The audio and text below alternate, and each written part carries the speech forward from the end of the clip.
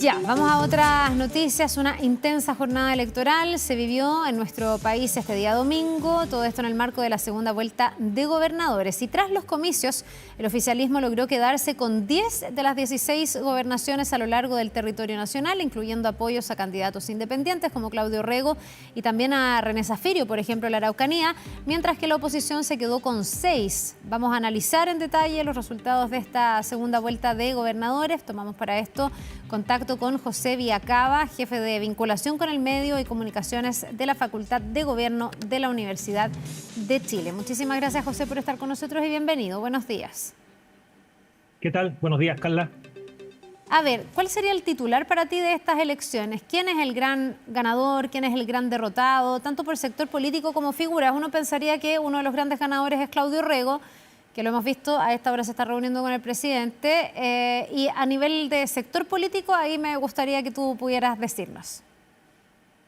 A ver, yo creo que efectivamente la reelección del candidato de la región metropolitana es una noticia bien interesante, tanto por la forma en cómo se dio la campaña, como también por la cantidad de votos que logró transversalmente aunar a su candidatura.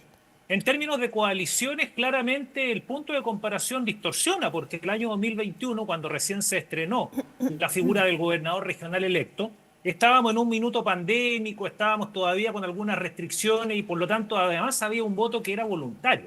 En ese sentido, entonces, recordar que la segunda vuelta del año 2021 fue con un nivel de participación muy bajito, Claro. ¿ya? Y por lo tanto, el día de hoy uno podría decir, efectivamente, la oposición avanzó y obtuvo 6 gobernaciones regionales y la centroizquierda, incluidos algunos independientes, logran efectivamente retroceder solamente a 10. El punto de comparación es el año 2021, no tenemos otro punto de comparación como gobernaciones regionales y por lo tanto, ¿no es cierto?, uno podría claramente entonces titular que el gobierno, a pesar de la agenda pública en la que se encuentra, logró sostener un buen resultado electoral y la oposición logra avanzar, dejando evidentemente tareas pendientes, como por ejemplo, si el liderazgo de la figura, ¿no es cierto?, de la principal carta de la centro derecha para una elección presidencial el 2025, que es Evelyn Matei, logró o no logró efectivamente traspasar el apoyo necesario a cada una de las figuras y candidaturas, situación que probablemente va a llevar a que el sector inicie análisis y deliberaciones, ¿no es cierto?, a contar del día de hoy respecto de cómo se posiciona a los próximos meses. Hay quienes han dicho que Evelyn Matei sale dañada después del resultado de ayer, sobre todo por 2 derrotas bien duras, que es aquí en la región metropolitana, y también lo que pasó con María José Hoffman en Valparaíso. Evelyn Matei estuvo en su cierre de campaña, trató como de traspasarle, me imagino, los apoyos necesarios y finalmente eso no se dio. Yo no sé qué tan traspasables son los apoyos en este caso, ni qué tan vinculados están las elecciones de gobernadores al tema presidencial. Ahí me gustaría también, como conceptualmente, entenderlo, porque es lo que pasa con los alcaldes. Muchas veces se dice que son 2 cosas completamente distintas, que tienen mucho más que ver con los liderazgos personales, con otro tipo de factores. En el caso de los gobernadores, ¿qué elige la gente? ¿Se puede traspolar eso a la presidencial, por ejemplo, el próximo año?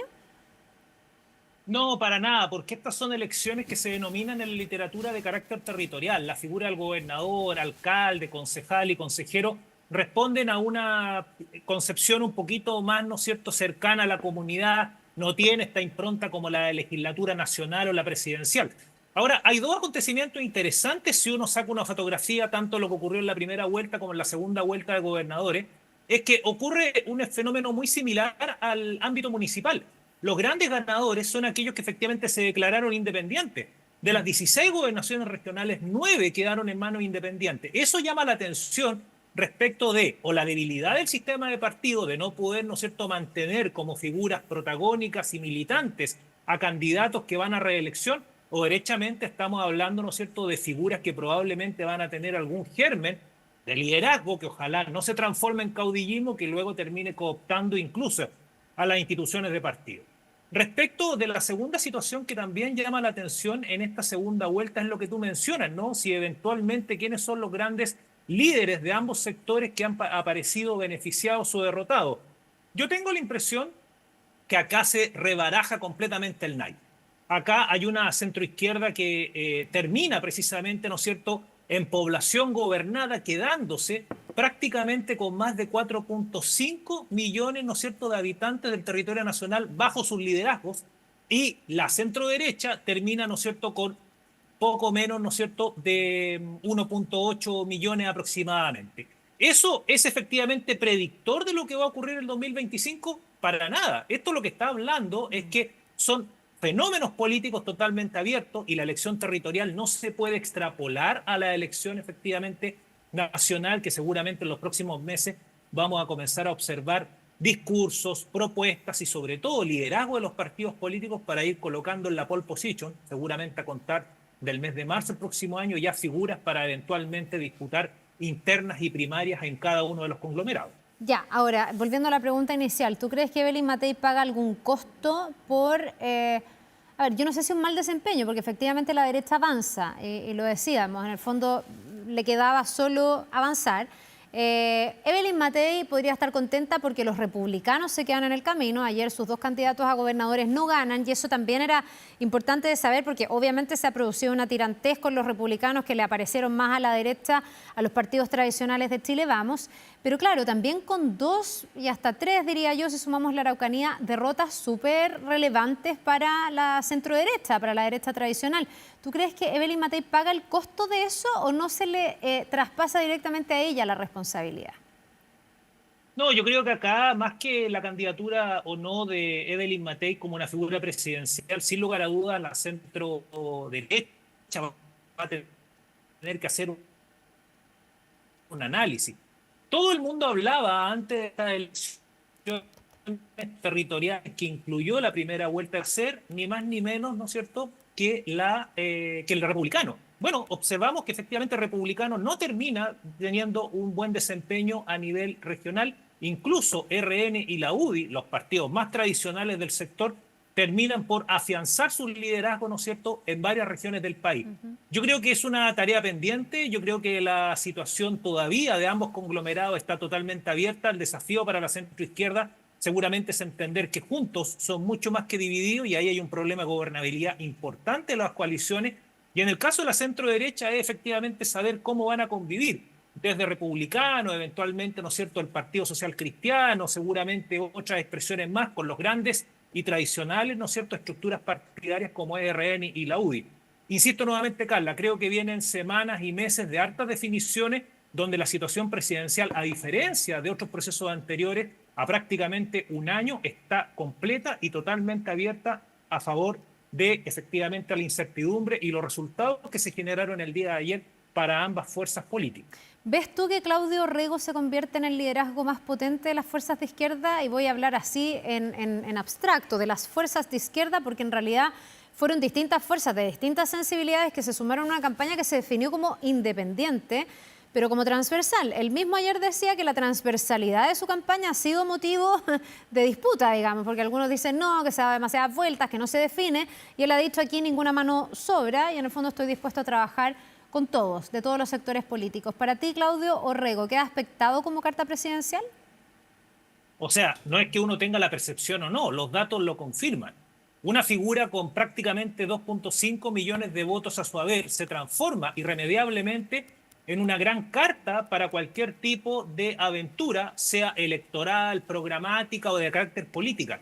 La pregunta es si el candidato ganador ayer a la reelección, gobernador Claudio Rego, va a querer tener ese rol. Todo indica que probablemente, ¿no es cierto?, a lo mejor en su foro interno no va a querer, pero las condiciones y la política lo van a obligar seguramente a tener un rol mucho más allá de lo que hemos conocido a Claudio, ¿no es cierto?, en su figura de gobernador regional metropolitano. Probablemente los propios alcaldes y alcaldesas vayan, ¿no es cierto?, a impulsar ese rol, probablemente en una primera etapa aglutinador de voluntades, generador de acuerdo y probablemente, ¿no?, algo que necesita mucho la política el día de hoy, consensos, encuentros. Algo que hemos venido detectando en las últimas elecciones es que las propuestas de moderación están volviendo precisamente a posicionarse como un aspecto importante que le hace sentido a los electores en nuestro país. Ya, o sea, tú suscribes la idea de que aquí ganó la moderación y no los discursos odiosos, que fue un poco lo que dijo ayer Orrego, lo que han dicho varios.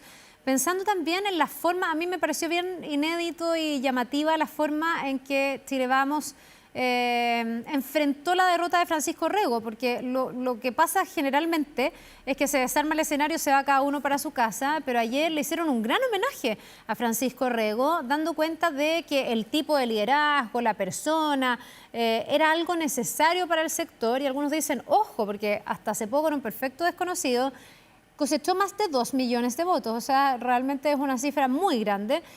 ¿Cómo ves tú la irrupción o la figura de Francisco Orrego pensando en cómo sigue definiéndose Chile Vamos de cara a una presidencial?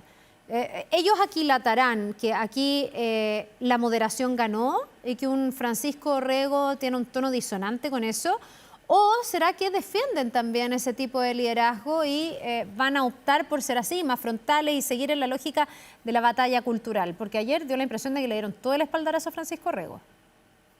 Es que no podía ser de otra manera. 2 millones de votos lo deja absolutamente posicionado para poder optar a un montón de opciones dentro, digamos, de la aventura política del 2025.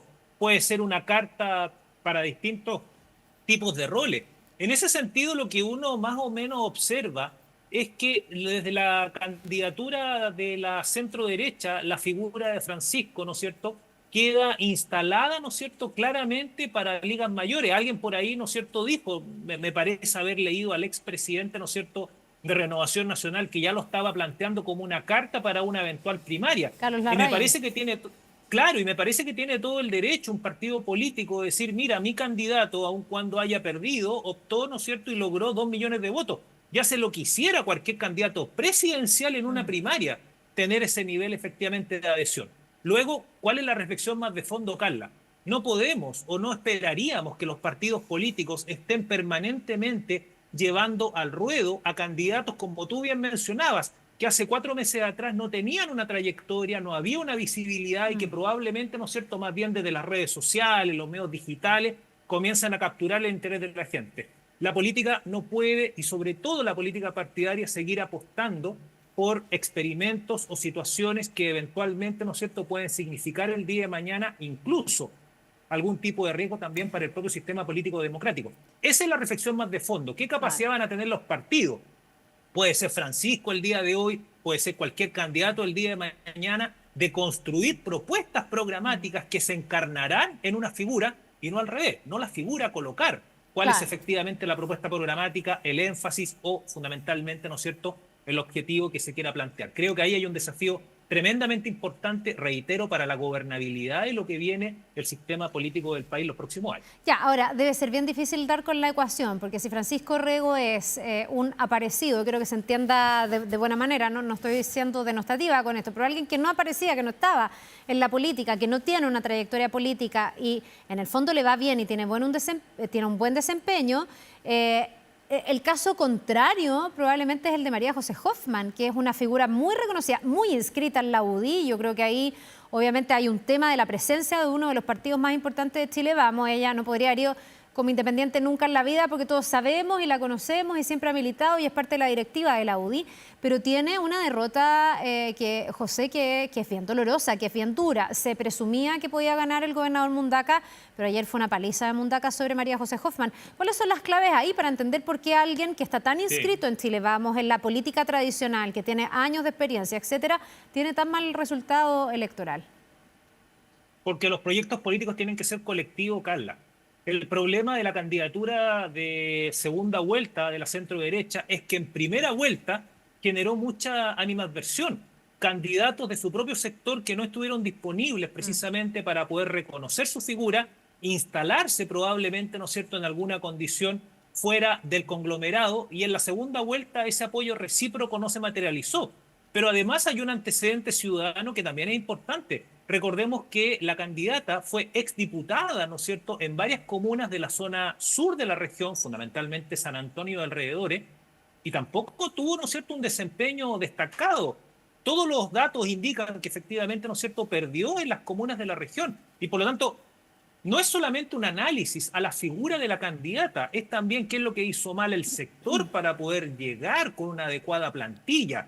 No en el mes de noviembre, porque es la segunda vuelta, en el mes de octubre a nivel de gobernador y gobernadoras regionales. Recordarán ustedes que la instalación de la ex secretaria general de la UDI en la región de Valparaíso estuvo también, ¿no es cierto?, de alguna u otra manera mediada por algunas negociaciones en otras regiones del país, estuvo también, ¿no es cierto?, mediada incluso por ex figuras, ¿no es cierto?, de importante tonelaje político del sector. No era cualquier candidata, y en ese sentido claramente es una pérdida para la Unión Demócrata Independiente y también obliga, ¿no es cierto?, al sector RN, UDI y otros a poder construir un mecanismo que sea capaz de resolver controversias y establecer adecuadas y sensatas negociaciones de cara a lo que viene, ¿no?, que son las próximas elecciones tanto parlamentarias como presidenciales del año 2025. José, y hablando de negociaciones y las distintas fuerzas, quiero irme ahora a las fuerzas oficialistas. ¿Cómo quedan también respecto de su capacidad de convocar, su capacidad de tener votación? Aquí siempre ha estado el tema como de las diferencias internas que puede tener el socialismo democrático con el Frente Amplio y el Partido Comunista. Creo que el Partido Comunista queda bastante debilitado después del día de ayer. Se esperaba en Coquimbo, por ejemplo, que su candidato rindiera mucho más, teniendo un senador por la zona. La verdad es que ahí también fue una paliza donde pierden de manera bien estrepitosa.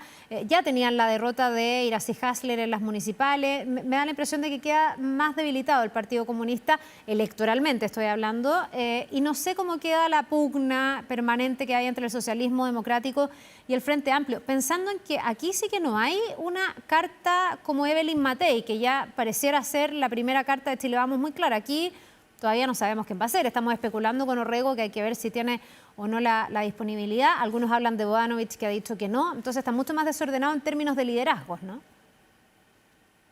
Fíjate qué interesante, porque todos los nombres que se están hablando el día de hoy son aquellos que han tenido un ejercicio territorial electoral. Bodanovich, probablemente Claudio Orrego.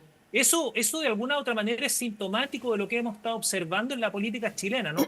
La gestión está precisamente para los efectos de los electores bastante más cercana a las prioridades de lo que puede ser una ideología, una propuesta programática o un programa de gobierno.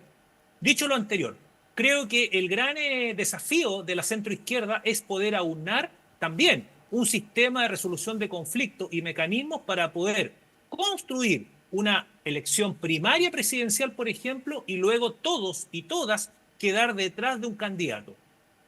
Esto que seguramente lo estoy diciendo yo un día lunes en la mañana suena bastante sencillo, pero en la práctica es muy complejo. Seguramente vamos a observar no pocas experiencias y aventuras políticas que van a intentar llegar a primera vuelta.